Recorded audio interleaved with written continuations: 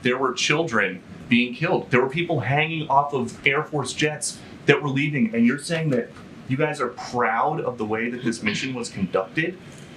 Doesn't mean of that? Proud of the fact that we got more than 124,000 people safely out of Afghanistan? You bet. Proud of the fact that American troops were able to seize control of a defunct airport and get it operational in 48 hours? You bet. Peter, and then I'll go back. Thanks. John, who's going to get fired over this?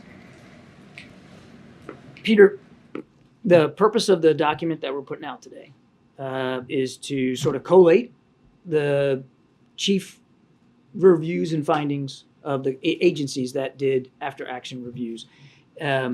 It's not the purpose of it is not accountability. It's the purpose of it is military leaders. Purpose of it is to study lesson learned. You admit that the intel was bad. So how can President Biden ever trust when they come into the Oval Office with the PDB that anything in there is legit? What I said was that intelligence is a mosaic. What if the mosaic, all the pieces are incorrect? What I said was intelligence is hard business, and they get it right a lot too.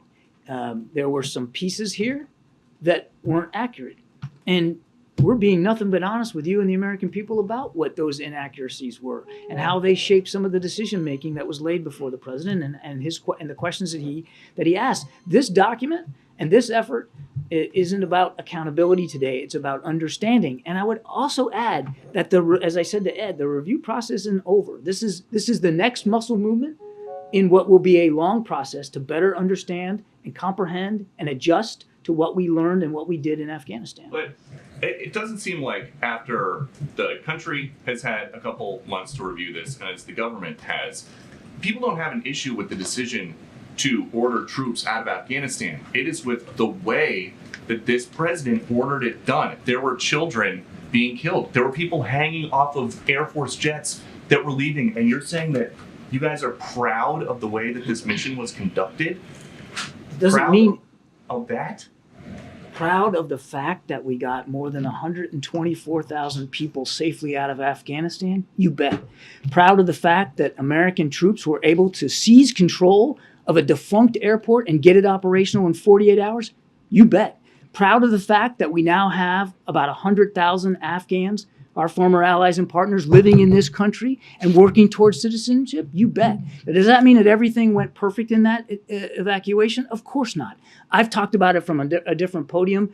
The after action reviews are now being reviewed by members of Congress, which will lay out things that could have gone better. Nobody's saying that everything was perfect, but there was a lot that went right. And a lot of Afghans are now living better lives in this country and other countries around the world because of the sacrifices and the work of so many American government officials. So yeah, there's a lot to be proud of, Peter.